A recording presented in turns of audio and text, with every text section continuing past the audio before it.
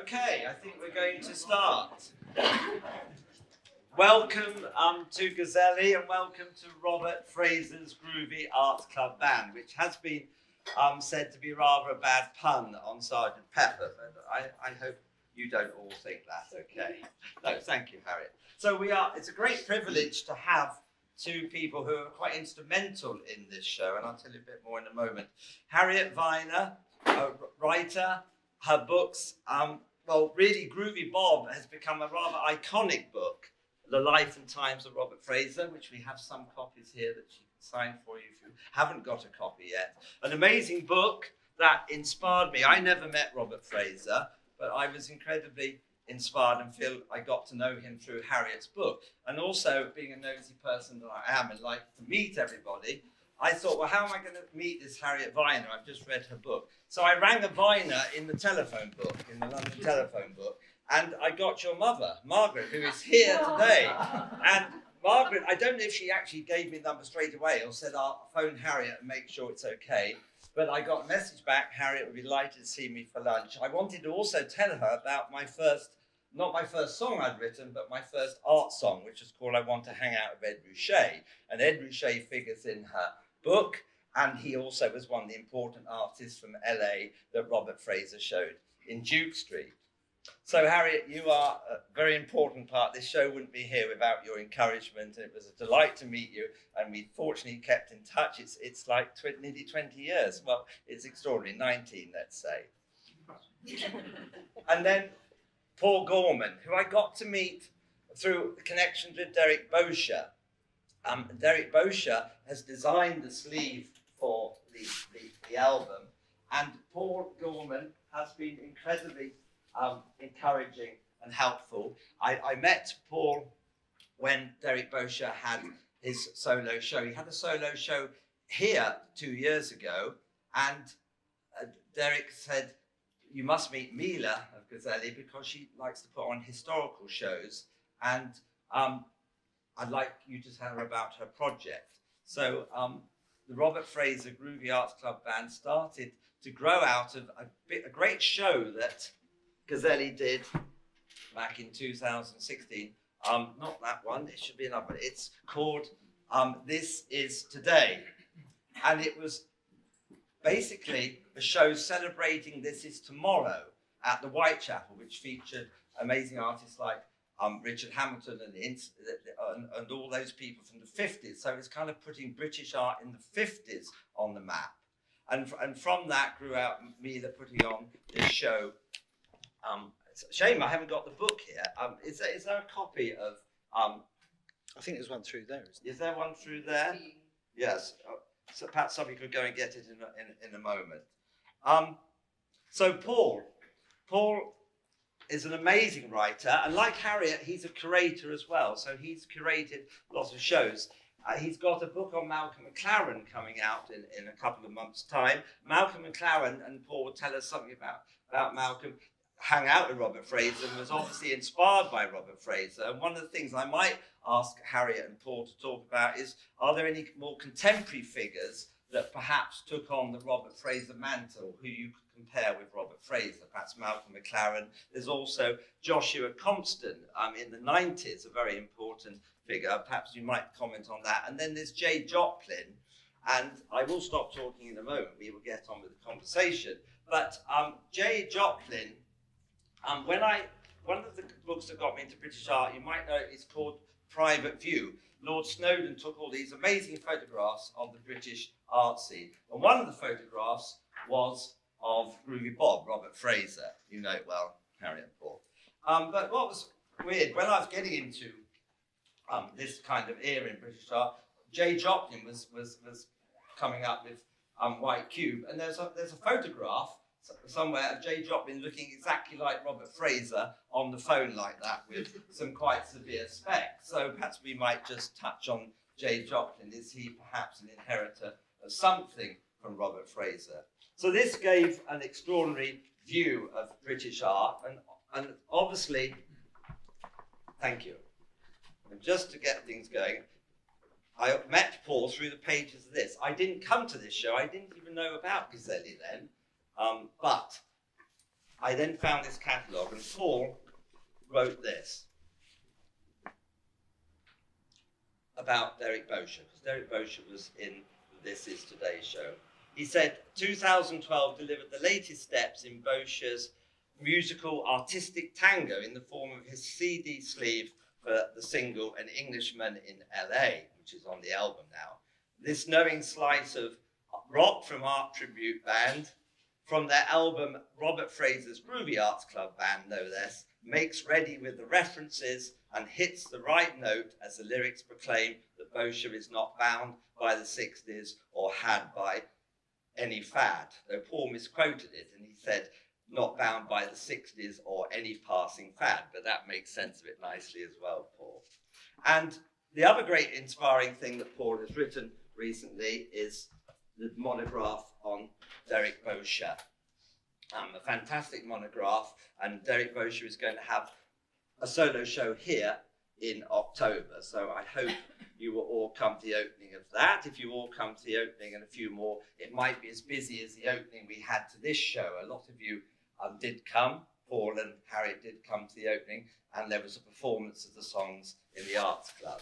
But I'd like to thank Mila so much for co-curating with me. I think we've got on very well, and it's been very exciting over the last few months to produce this show and to have the music to go with it. It's important. It's almost like an installation. Also, everybody, like tonight, was looking pretty groovy, and it was almost like a 60s happening. So, perhaps it's going to be a 60s happening tonight. So, perhaps I will get the ball rolling and ask, do you think, Harry, if you start with you, what would Robert Fraser think of this show, perhaps? Well, I don't think he really liked talking about his own past. So, but I think how much he might sort of pretend not to be interested, which is, he was very difficult. I think he'd be very touched and pleased. And I think he did mind that he didn't, unlike Jay Joplin, he had, nobody doubted his brilliant eye. I mean, it became clear even after sort of 5 or 10 years, but he really didn't make any money from it. So I think he regretted that. So I think he'd be, in one way, very pleased, even if, as I say, I never asked him about the past, unfortunately, but he wasn't interested anyway. And Paul, what do you make? You walked around this show on Saturday of Harriet. What were you making of Robert Fraser and well, it kind of confirmed a lot of things that I thought about him anyway. But just to pick up on what Harriet was saying, I think there are these individuals, and you referred to them in your opening remarks, who are, you can't quite define them. I mean, he was an art dealer, basically, but he was somebody who made things happen, who activated scenes and people and had this catalysing effect on the culture, whether wide or small. And I'm thinking about that a lot. I do feel like a bit of an interloper here because I never met the man. I did see him a couple of times when I was a teenager in a pub in the King's Road, which was well known as a drug dealing den and haunt of crooked antique dealers. And he seemed to fit in there very well. Also, it was haunted by David Litvinov, a fellow of similar pursuits. Christopher Gibbs as well, was he? I think, this was a bit down market, really. And he was probably too busy, as he said to me for my book, The Look. He said, the thing is that I had to open the shop up at 8 o'clock in the morning. Yes. So he couldn't, indulge himself as much as those people did, which is why he lived such a long life, I imagine. Yes, Christopher Gibbs just died quite recently. Very sadly, yes. Yeah. Well, he's another person, anyway, to get back to my point before I start rambling, he's another person who is just a catalyst for action. And I think they exist now. I'm not a big believer in the good old days. I think they're out there probably on the internet, and I think we all know those people as well. But I come at this subject from a pop culture perspective. And actually music really, at the time when it was a really potent force for more than just the selling of things, was the major communication device. And these people, although you wouldn't recognise somebody who'd been in the East African Rifles as being necessarily groovy in 60s terms, yet you can connect him to that. He wasn't involved in the fashion scene, but you can connect him to that, can't you? Yeah. So he is one of those indefinables. Yes. Which I think makes him so exciting and makes him, as his reputation grows, makes him of increasing interest because he becomes more enigmatic in a way. Do you agree? Yes. I mean, he was always enigmatic, and he didn't really. I mean, in a way, I agree with you about the old days, but it did seem that obviously Robert opened the gallery. Whatever you say about the 60s, it was a very optimistic time, which it certainly doesn't seem to be now. And everything was sort of opening up. And so it was, because he did belong to in a way, as Mick Jagger said, not entirely, but a bit to the sort of old establishment, he sort of was able to bridge both these worlds. Well, they're very nimble, these people, aren't they? They can move from this character, Tommy Roberts, who I wrote a book about, that's there. He was what the Italians call a design editor, in that he wasn't a designer, but he gathered design talent around him in whatever field, whether it was fashion or furniture or homewares, and became a magnet for that kind of activity. And so they're very nimble in the, I could see him in the Roebuck in the King's Road, this den, at the same time as I imagine he was in much more highfalutin places. Do you agree? Yes. And I think that one of the things about him in particular is that he was part of that great, probably one of the greatest problems with Britain is our obsession with class and the way it overrides everything. And he was just busting through that, wasn't he? Well, yes. I mean, he was quite obsessed with class in a way because he was a sort of, his father was a self-made millionaire, and so it was still very exciting, to go to Eton was exciting, and he'd always liked those sort of aristos, the sort of raffish ones, and funny enough, everyone saw Robert, all the artists saw Robert as this sort of absolute upper class man, but I did like that Mick Jagger sort of pointed out, well, there's nothing really upper class about him except he'd been to Eton, and he sort of saw through it. Right. But he did have that manner, and but he did. I think he just liked both. I mean, he obviously thought it was very sexy when all these sort of. I mean, he was interested in class, but he didn't at all want to stay in one class, at all. I mean, he loved, the sort of sexy young men suddenly. But you can see that in everyone's a curator now, even me. But you can see that in the way that, if you want to use that word, curated the elements that were in the gallery from the 60s through to the 80s. I mean, I don't know that much about it, but I doubt there are very few, to use that phrase, cutting edge art dealers from the 60s who were as cutting edge in terms of, recognising the people who came through from the New York art scene of the late 70s and early 80s. That's true as well. That's the great thing about Robert. He isn't tied to the 60s. You mustn't think of him as a 60s figure because he was 70s. He was dealing with 70s in the 70s, though he didn't have a gallery. Then he came back to Cork Street with the gallery in the 80s, and his eyes seemed to be just as brilliant, perhaps even better.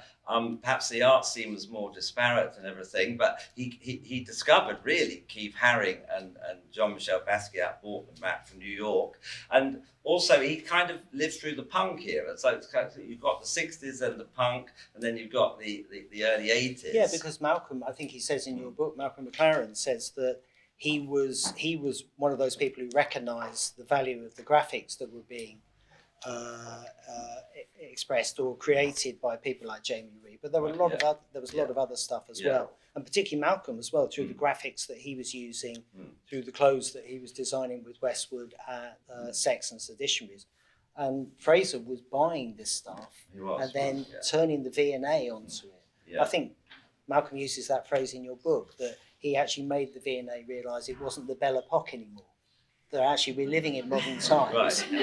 Let's crack on with it because this is great stuff, and they're probably only just catching up now.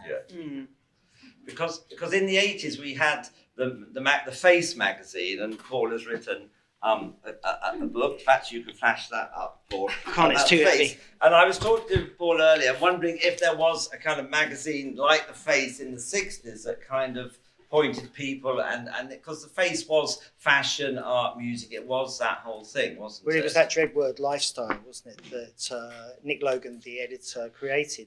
I think that really in the 60s, and I just put together this show, notice I didn't use the word curate, I put together this show at Somerset House last year about independent print in Britain from Blast actually to the present day. And what was interesting about the 60s was that because of technological changes, you had, you know, really great writing, or really great, maybe writing wasn't the right word for it in the underground press, but a really great expressive form of using print across the underground press, but also what they would have called the straight press, you know, the Sunday Times magazine, the supplements. So there was no, you know, to answer your question, there was no one single magazine, but there were a lot of really great print titles that were covering this world. Yeah, and we had the International Times, which is important counterculture publication. We had Barry Miles at the opening, who was a very important writer, still looking pretty young and trendy, really, which is quite amazing. Because at the opening, we did have an extraordinary sort of array of people that rise to the 60s, 70s and 80s, because we had Paul Smith, which is who you've written about and collaborated with, Paul. We had John Dunbar, who was the other exciting gallery, Indica. Is John Dunbar here? All right. Hello to John Dunbar. Fantastic. I'd like to meet John Dunbar afterwards. Thank you. We had Andy Shawalski and Susan Carrington, who started the Roxy Club, punk club, and in the 80s had the Fridge, which was the biggest club in the world. It was the most exciting, biggest club in the world. And obviously, and I got to meet them by reading The Face, and they were advertising for some people to go and work at the Fridge. And there was me going up to London to meet them from some little vicarage in a village in the middle of nowhere, saying I'd like to get involved in the Fridge. But unfortunately, I did get involved. I did actually manage to DJ there one night, which was very exciting. And then another great chap we had at the opening was Gaz Mail, who still runs his Marvellous Gaz's Rocking Blues Club. I'd like to tell Harriet to tell us a bit more about that, because Robert Fraser and Harriet used to frequent that Marvellous Club, which is still going on a Thursday night. We had Joe Boyd, early producer of Pink Floyd in the UFO Club and Fairport Convention. More recently, Robin Hitchcock, an extraordinary independent artist. So we had a fantastic array, which kind of said a lot about Robert and that kind of energy that we're talking about. Do you want to say a little bit about going out with Robert, the sort of places you would go out in London to and everything? Well, I mean, I met him when I was very young, and through my great friend Sophia, who's his goddaughter. And we used to sort of joke about him being called Groovy Bob. We thought it was a bit absurd. And I didn't know anything about him at all. I sort of roughly knew the Richard Hamilton painting that he was in. I wasn't that interested, to be honest. And he sort of came in to Mum and Dad's flat, and he sort of strode in looking very furious. And then he took no notice of me at all, which I didn't mind for some reason. I just took to him straight away. It's always a matter of energy, and I sort of just took to him. And then he went up to the mantelpiece and said, as if I was sort of trying to fool him, "What's a picture of Henry Vyner doing here?" Which is my father. Which, you know, Dad's no sort of Mick Jagger or something. He was sort of pointing it out as if I was trying to sort of big myself up. He said he had the best waistcoats at Eton, something rather odd. And then, strangely from that, we went straight to see Adam and the Ants, which in the days when they were really grungy, and with Malcolm McLaren, in fact, and he was deciding whether to take them on, but he in fact took on the Ants, not Adam. And so that was very curious. And all the time he was just a very odd figure, because he was, you know, to me a grown-up, but he just didn't. I just didn't feel I had to make any effort with him at all. And also, even if I were to make an effort, it would make no difference. And I just sort of really liked him. And he used to be a bit annoyed. I was always turning up whenever he saw Sophia, but he sort of got over that. And then he started ringing, and we used to go out all the time. We became such good friends. And with Rufus Collins, who was this fantastic guy who started. I think he was a living theatre, and many other. He was a marvellous director and really nice. And the first time Gaz's opened, Robert said there's this club opening. And we went along after dinner. We always had dinner at Polo I can't remember what street it is, very nearby. And Rufus, who's very, very sort of, sort of particular and not at all wild. Well, I suppose he was quite wild, actually, come to that. But he sort of, and the doorman wouldn't let him in because he had dreadlocks. And I mean, I must admit, I think Rufus was so thrilled. I shouldn't think he's ever been banned, you know, the idea that he was this sort of troublemaker. Anyway, finally he managed to get in. And then we used to go there every single Thursday night. Yes, you did. The variety of people that Robert would bring along. Anyway, I'm going on too much, but it was just being with Robert was the same thing, like being with Malcolm. I found I couldn't quite tell what it was, but you felt anything was possible. There's some sort of weird energy, and the less they said, the more you felt it. Did his Indian dancing come out on the dance floor? Did his Indian dancing come out on the dance floor? Because he spent what, 3, 4, 5 years of. Yes. Yeah, Robert, how many years did he go to India? I don't know, because it was sort of in and out, but I think at least five years. He used to do that. He had this boyfriend who used to do this dancing sort of story, which Vyner was so amused by, and Robert used to get so annoyed when we laughed. But something about a deer coming to the water and looking up, and it went on for rather a long time. It was great. So he liked to dance. Loved dance. Yeah. So there you go. I mean, you can always trust a man who likes to dance. Yes, No, always absolutely. was odd dance. He'd do this odd And dance. if you want like dancing, you do need to find good clubs as well. You do. Don't you? You do. Absolutely. You do. So, but I know you hang out with Robert and you socialised. But did he ever give you an idea that he understood his legacy a little bit from God, the 60s? No. Certainly No, not. I don't think that it was ever mentioned by us. No. Do you think he was aware that he had been very important in the 60s, but he was now doing something? Because you were hanging out with him when he still had his gallery in Cork Street. It hadn't quite opened. Yeah, hadn't quite opened. Yeah. But when it opened, I Yeah. think he just seemed a bit sort of Yeah. depressed by the whole thing. That's what I mean. I know he was putting on marvellous shows, but it's just a different thing then. It was a different feeling then. And is that when you got to know Brian Clark through Robert Fraser? I was terrified of Brian. Well, tell us a bit about Brian, because he didn't come to the opening, but he came to see this show on Saturday. This is one of his paintings, and his marvellous stained glass over there. But tell us a little bit about Brian Clark and being scared of him and everything. Well, you'd think that Robert was quite wild. In a way, I wasn't exactly wild, but I certainly, I wasn't very sober, put it that way. And but Brian, I just found him so frightening. He seemed so wild, and I felt I couldn't compete. And in fact, he's now my greatest friend probably. But it just, when I saw them together, I just sort of kept at a distance, even though he was very friendly. Yeah. And there was such a sort of charged energy between them. I mean, he couldn't have been more friendly, but just secretly I was scared. I tried not to let him know that. What did you gather of his, I mean, you talk about it in the book, his frustration in the 70s, which I guess was before you met him, about the fact that these people that he championed first in the 60s were suddenly becoming collectible, and, their work was earning lots of money, which he'd missed out on. Did you gather that he was still frustrated by that in the 80s, or had he put that behind him? No, he's always after a sort of, it was a slightly sort of, in a way, magical sort of thinking. I mean, he was always after, if I sell this, I'll get, £2 million from this. Right. I mean, he's always sort of a bit of a wanting to be a wheeler dealer, but not really succeeding. Which is kind of great. It's not great for him, but it's kind of great. So it's very there's annoying to some think he integrity. did have this actual sort of gold mine that it became. I think there's somebody in the book who says that there was a painting or work that was worth £100,000. He got £2.5 grand for it, which he blew like that. Oh, yeah, definitely. So, but was this fueling some frustration, or was he quite blithe about it by the time you got to know him? Well, again, we never talked about the past, but he was always annoyed if a sort of possibility for earning a sort of huge sum of money failed. Right. And when he opened the gallery, he was, he wasn't any good at, with money at all. But he'd sort of loved the idea of, he found some sort of Indian rock, he found out about somebody who collected, tantric art, and he could pretend it was. I mean, he had all these schemes, but really it'd have been better if he'd just been a better businessman with the brilliant works of art that he collected. But right.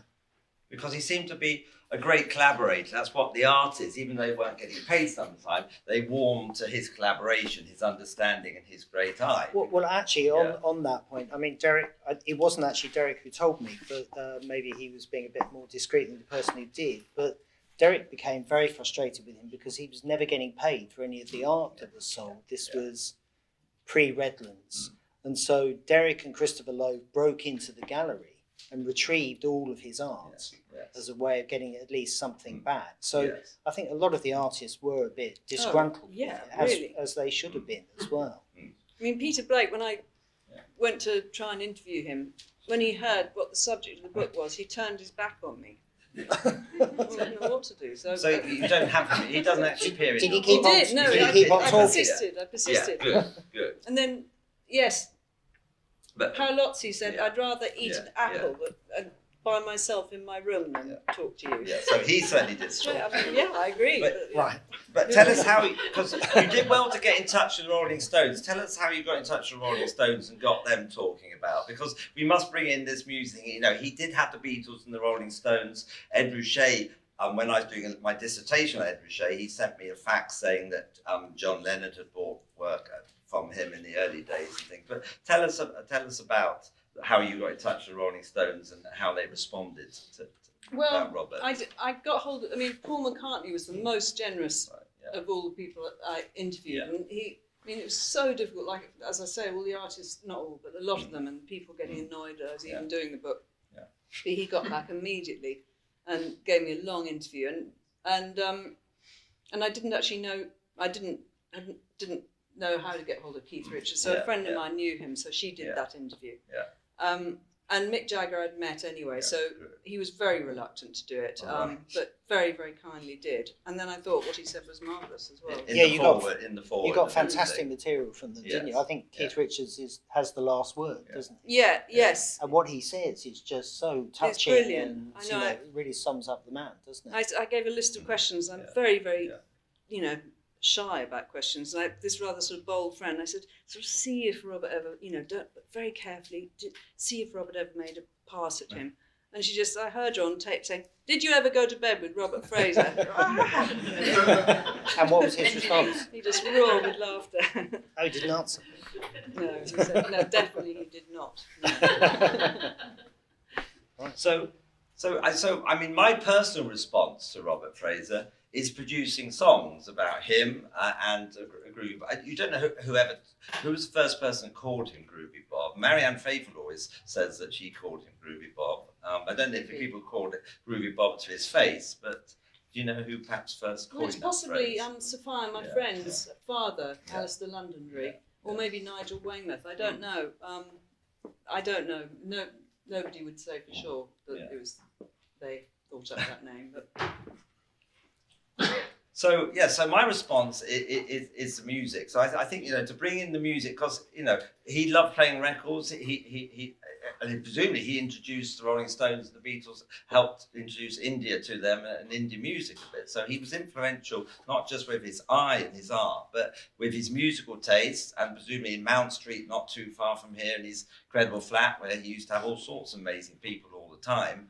He was playing music, doing his wild dancing. People like Kenneth Anger showing their films. People like Dennis Hopper coming over. Warhol showed his films. Yeah, did he show Chelsea as well. Yes, he did. Because we mustn't forget that the Warhol did show in group shows with Robert Fraser Gallery. Robert Fraser had his gallery in Duke Street, not the Duke Street St James's down there, but the Duke Street off Oxford Street, and then in the 80s he was in Court Street, and that was the place to be in the 80s. Tell us a little bit what was the kind of openings like in like a Brian Clark opening? What was that like?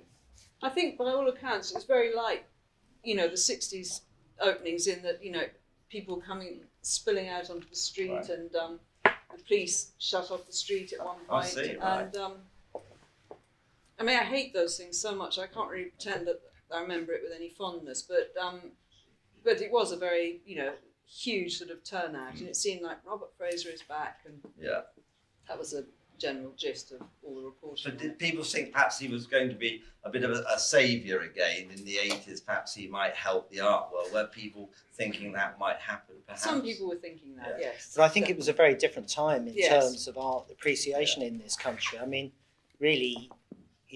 Art, particularly contemporary art in this country, wasn't really appreciated until about 1994. you know, at the time we're talking the early 80s, aren't we? Mm.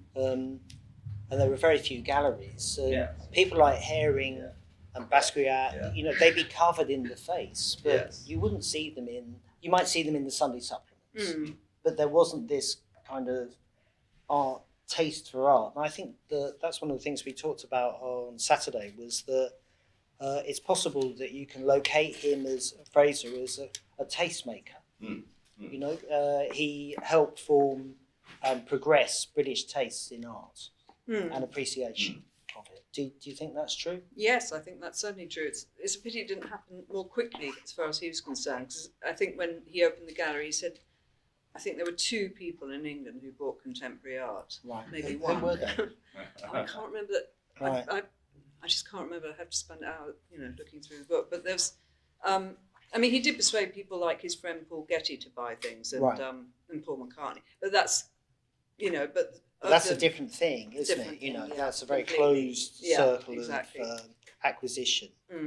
Because we're talking about, this is pre when London is now quite an absolute centre now. This is long before the Frieze Art Fair, because London didn't even have any great art fairs as such until the Frieze Fair.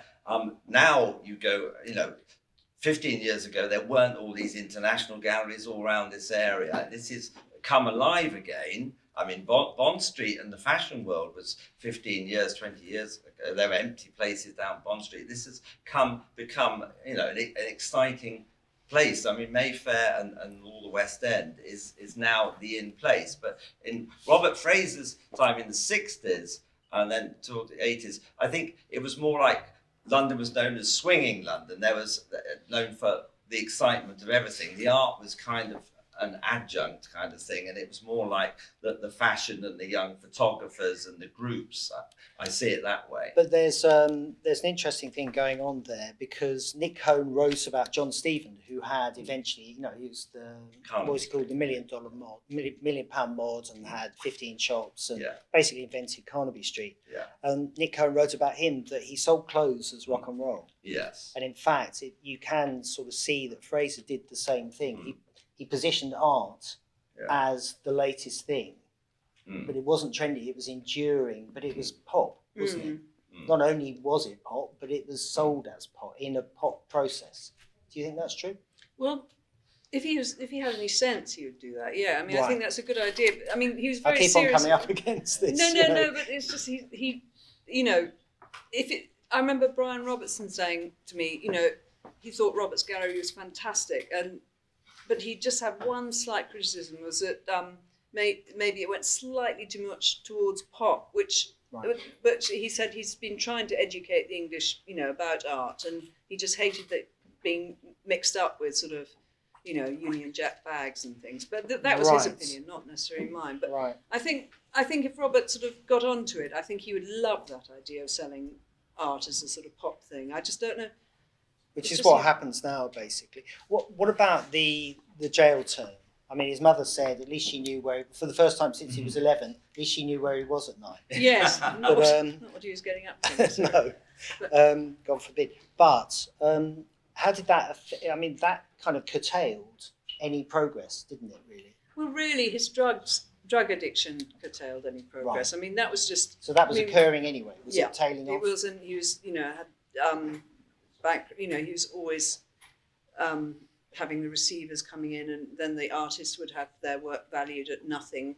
There was this man, Wixley, who was sort of, you know, valuing the works, and he said sort of looked like a kind of blow-up thing that children put in the sea about one of Klaus Oldenburg's things, you know, and so were sort of tuppence. Everyone's a critic. Yeah, but exactly. But I don't. So I think the prison, in a way, it wasn't that so much. It wasn't that long, but it was just everything that led up to it. I'm sure it didn't help, but. And he went to India in when? 69, 70? Yeah.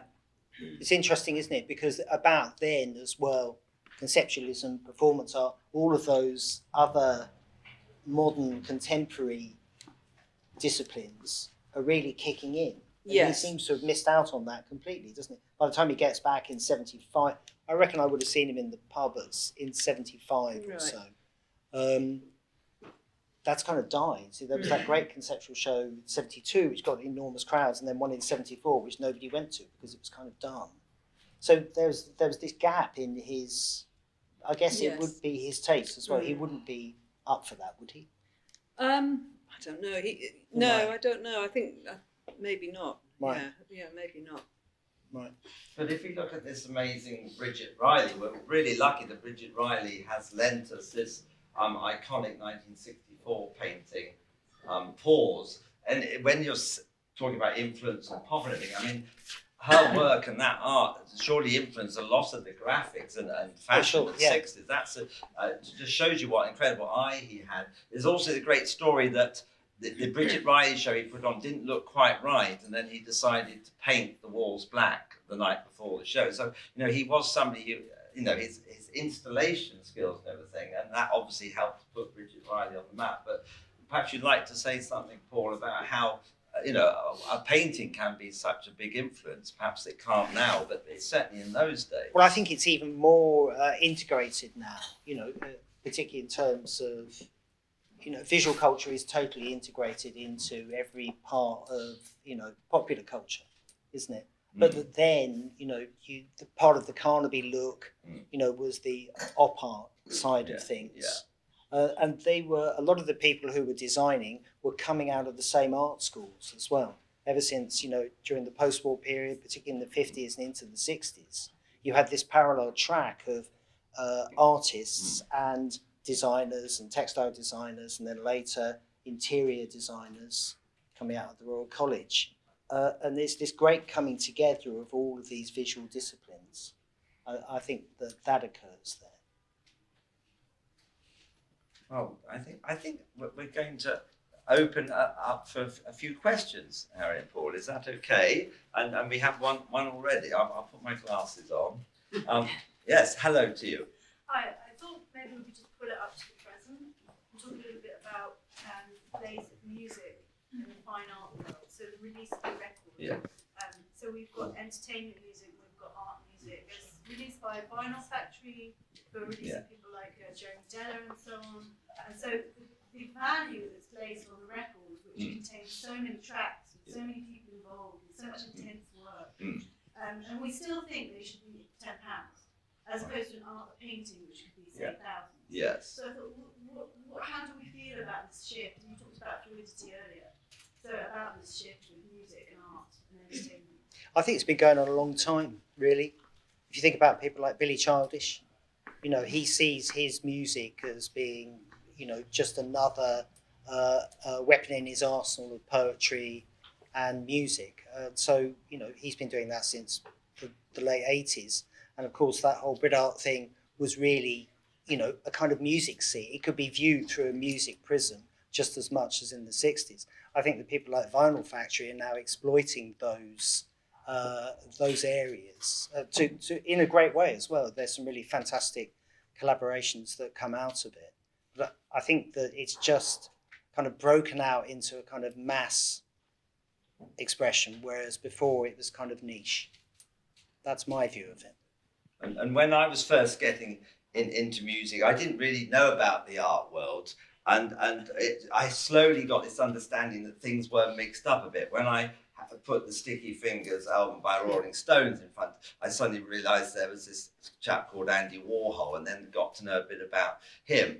And when I discovered Ed Ruscha, who's known as the West Coast Andy Warhol, I realised that Ed Ruscha must be quite into rock music, because his paintings had sentences and words, and they seem to, and some of his sentences actually quoted, one of his paintings quotes a Captain Beefheart lyrics, and some of his paintings had lyrics in, and I realised that, artists are humans like me. They're obviously into music. They're not just in their studios doing their art. They are influenced by everything. They you go back to Hockney and Cliff Richard, don't you, for example, quoting Cliff Richard in his painting. Yes, Which painting was that? Is it these two boys? Yes, that's together? it. Yes.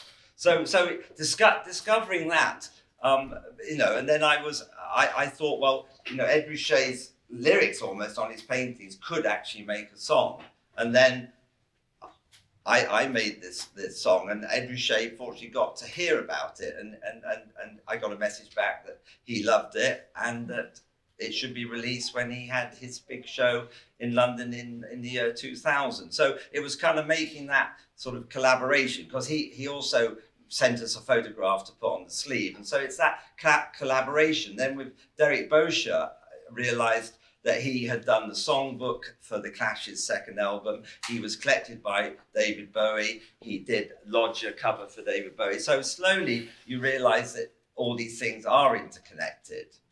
But it's really Brian Ferry and Roxy Music's first album from 1972. And it's Ferry, having been taught by Hamilton, yes, just going straight, applying art practice yes, to the making of music with his fellow ex-art students. Yeah, and they were quite brilliant. And Roxy Music don't ever seem to go away, and I hope they don't. They had the look. The look was amazing. They had the front man. They had the lyrics. And Brian Ferry went on to do a song called This Is Tomorrow, inspired by Richard Hamilton's show. And he said that Richard Hamilton was the biggest influence on his life. He said that quite recently, most important for him. Okay, anyone? Yes. The departure from the art scene in the 70s, was that due to the drug abuse, or?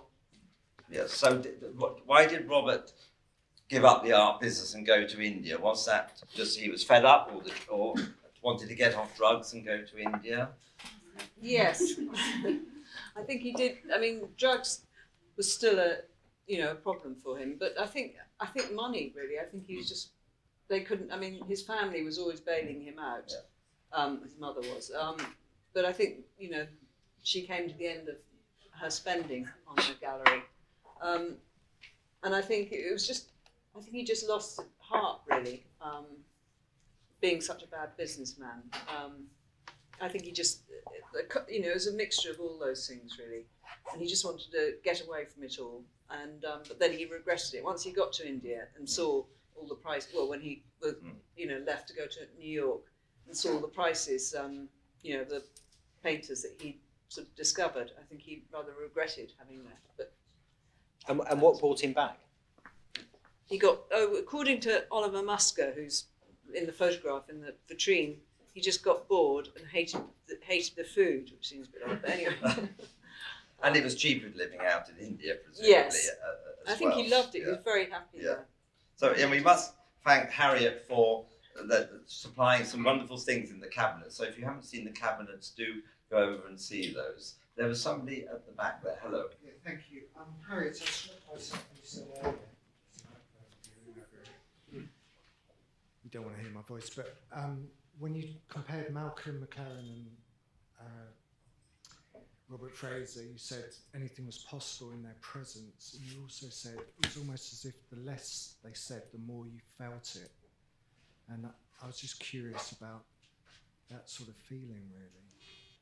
I know. I'm always very curious about that as well. So I sort of wonder, did I imagine it? And then, when I sort of interviewed Jan Howarth, she said more or less exactly the same thing, and she's very, very sensible and sort of down to earth. But she said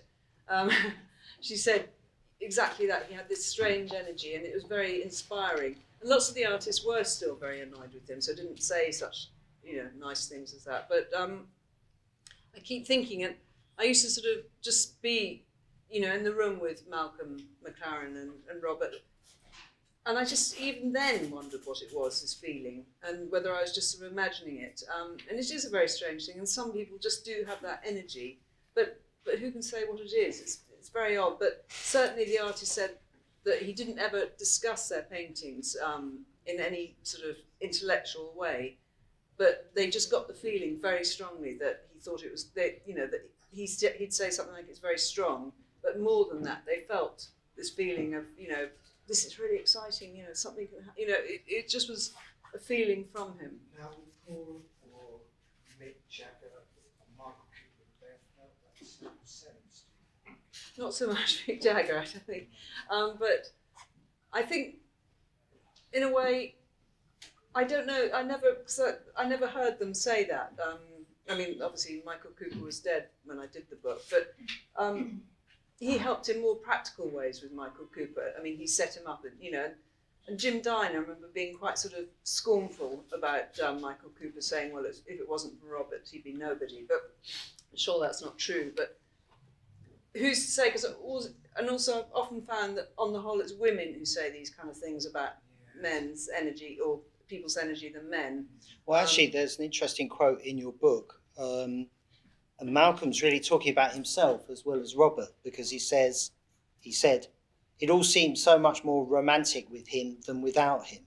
It made you feel you had potential, made you feel you could do something. He was that kind of guy. He gave you that sort of sense. It's a wonderful and rare talent. So, and I think Malcolm was also talking about himself in a way, because he was definitely that person. Also not very liked by the people he dealt with on occasion. But, you know, I think that is the thing that those people have and had, is that they opened up possibilities. Yeah, I think so. Well, can we, as John Dunbar is here and must have met Robert Fraser a few times, would John Dunbar like to tell us a little about... He's gone. Oh, he's gone. He said he had to go early. All right. I don't get to meet him, so he's still a figure. He's still a figure of mystery for me. Put you in touch with him. Would anyone else like to contribute? Yes. Should we have ladies first, and then we'll have Hugh after that? Ladies first. There we are. Oh, yes. Yes. Here we are. Thank you. You mentioned the word energy a lot of times. Yeah, and basically I wonder, when you meet all those artists and people you write about and musicians, when you're with them, do you feel that basically you go to another dimension of energy? Well, certainly with the two, Robert and Malcolm McLaren, I don't know if it's quite going to another level. I'm not sure, because I never quite knew what it was. It was so sort of vague. It's just a feeling like on those days when you feel very optimistic, I suppose. It's just like that. You felt very But after optimistic. that, do you feel like this energy basically lifted you to inspire to write that book, and basically that's the energy which materialized you to deliver? Well, actually, it was Brian Clark who suggested I do the book, and I didn't really have any sort of enthusiasm particularly until I'd started, and then it went So even it was further away. commercial incentive, or it was commercial incentive, or it was more spiritual incentive? Slightly more spiritual than commercial. And when you wrote before about swinging clubs, you wrote in Millennium about swinging clubs. I googled you a little bit about. No. About No. when. No. No, that wasn't me. No. And when Mick Jagger was handcuffed to somebody else. Yeah, he was handcuffed to Robert Fraser in the famous picture upstairs. The Richard Hamilton. What do you think the message was there? Because I try to understand, why would he allow this to happen? What, of the painting of the handcuffs? Yeah. Well, it's a sort of mysterious, I mean, it's a very powerful painting, but it was Hamilton's protest at the treatment, in this time of things opening up in London, it seemed, which was very hidebound before. Suddenly they clamped down, on these two people who'd hardly done anything. Well, Robert a bit more, but Mick Jagger had literally done nothing. I mean, he wouldn't even, he hadn't even hardly broken the law.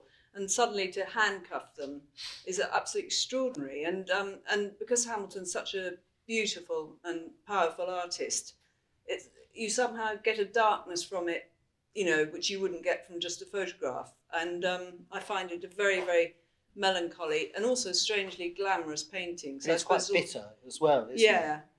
It's it's in the title, isn't it? It's a comment on the fact that if you scratch this whole kind of groovy surface, there's a lot of dark forces that are at work. Yes, that's interesting. So you still think that there is some dark matter around all this? Yes, definitely. There's a lot of darkness around, which that painting captured.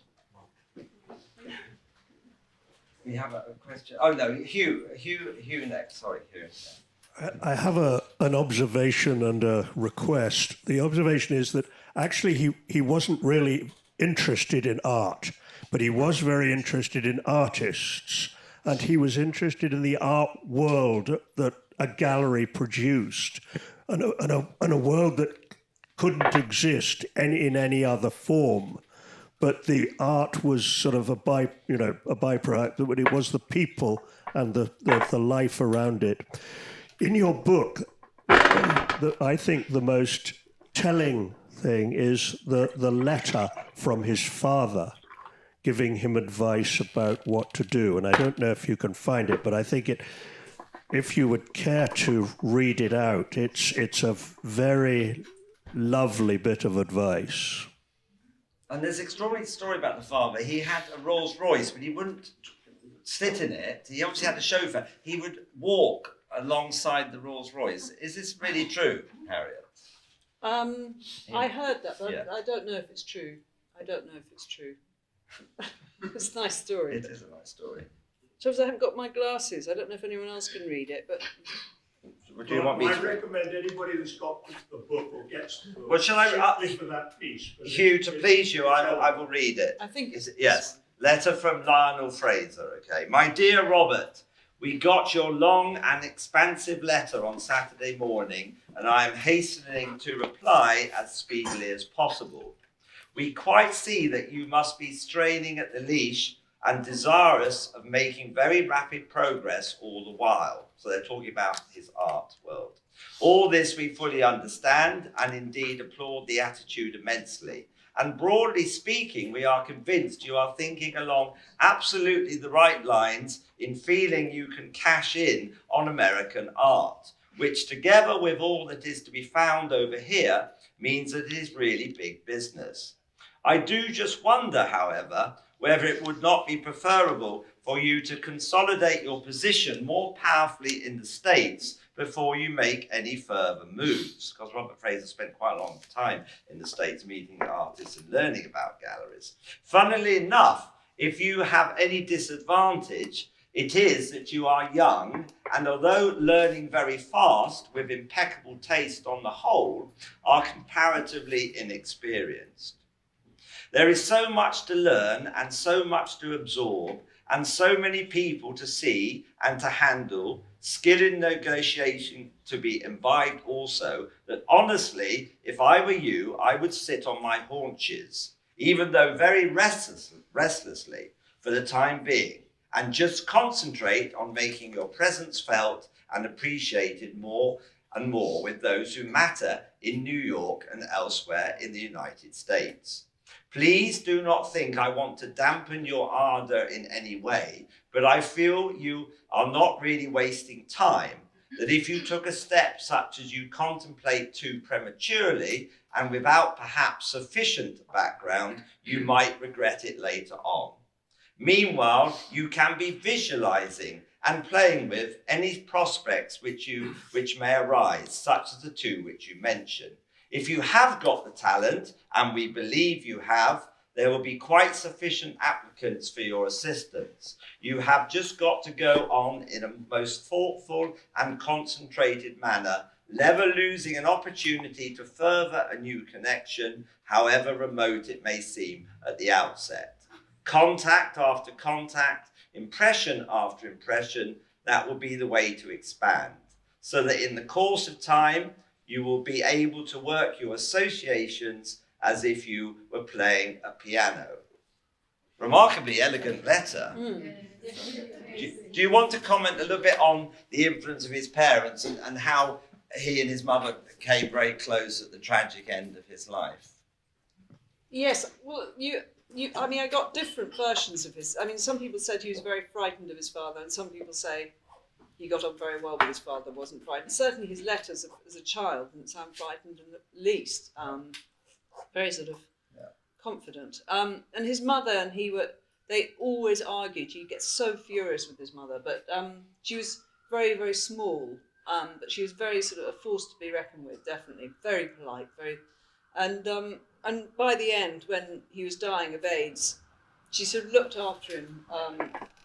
She was remarkably courageous in looking after him, and I mean, just because it was such a, she had to lift him, and he was probably complaining all the time, and it was just a dreadful time, and and for many years afterwards, I used to have lunch with her at Fortnum's.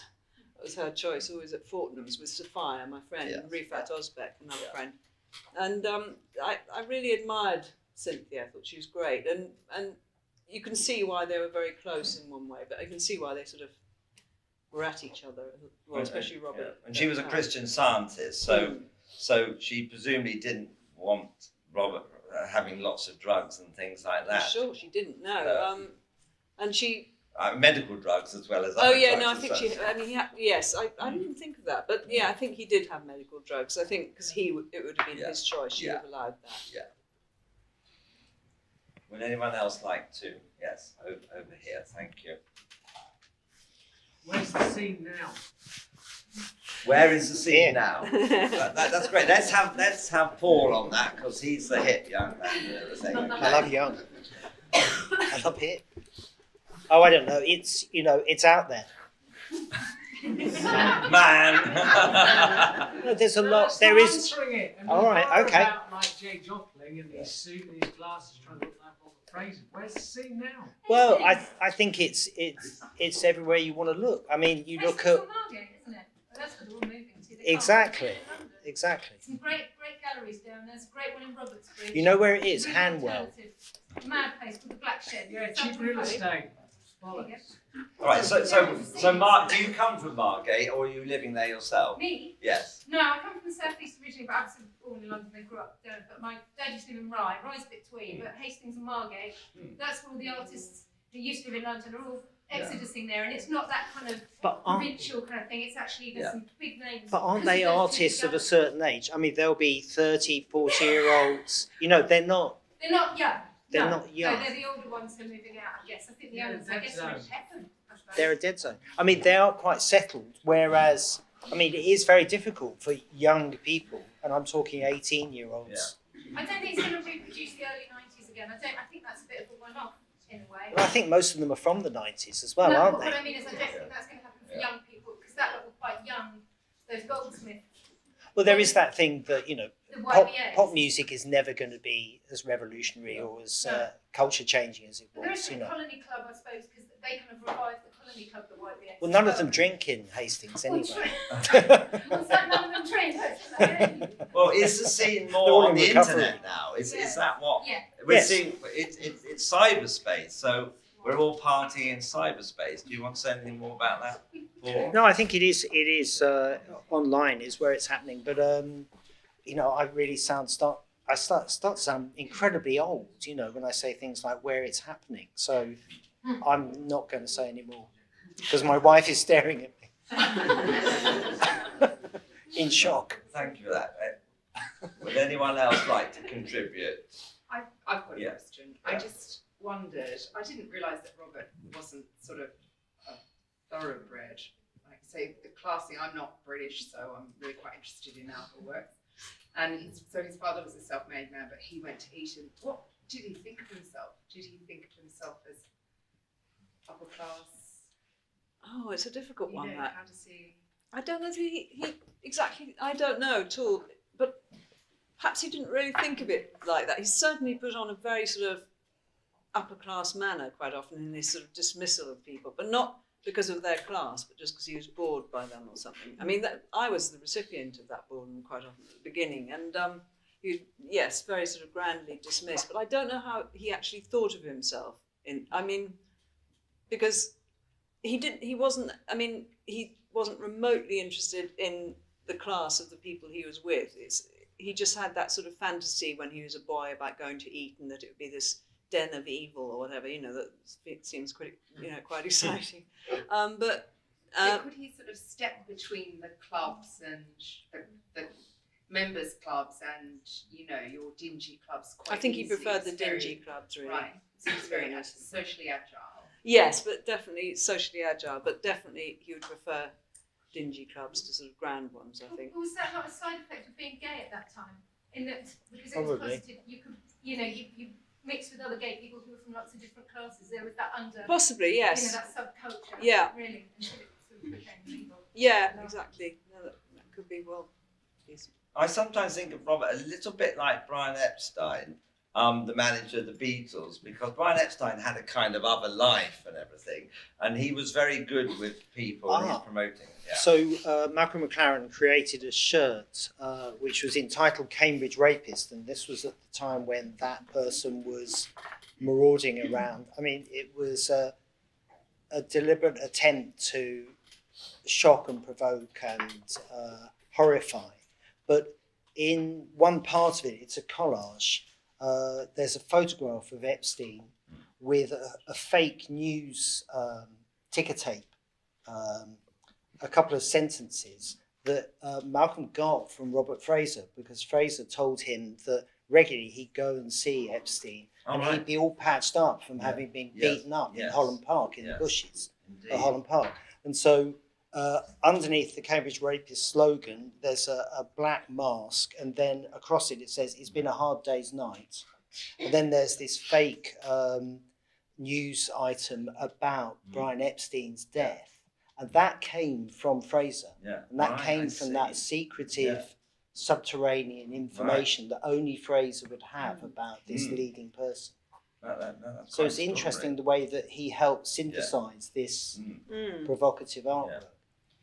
So, Paul, in your new book coming out about Malcolm McLaren, do you mention Robert Fraser a little bit in the book? No, a lot, because I think that, as we've all said, there are similarities between them, but I think that they fed off each other in a way, because McLaren was in New York at really the birth of rap and also graffiti as well.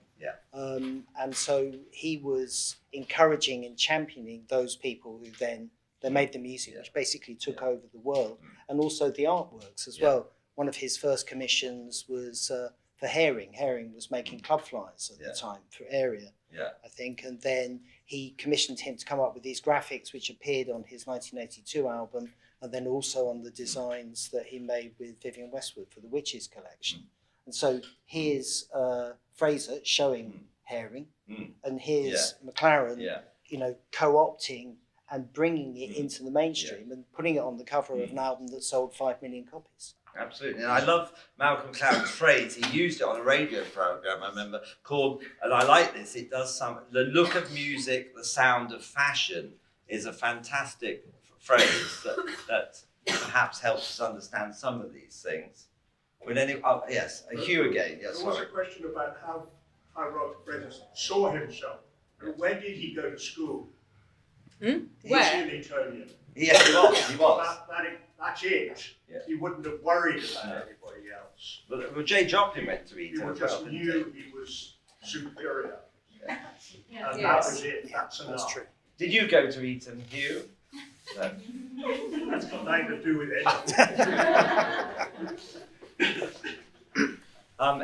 Anyone else like to contribute before we start winding things up? Because we've roamed all over the place, haven't we? And well, he's that kind of bloke, isn't he? Yeah, we've roamed with Robert, and he is a mysterious. He's still presumably quite mysterious to you in some respects and everything.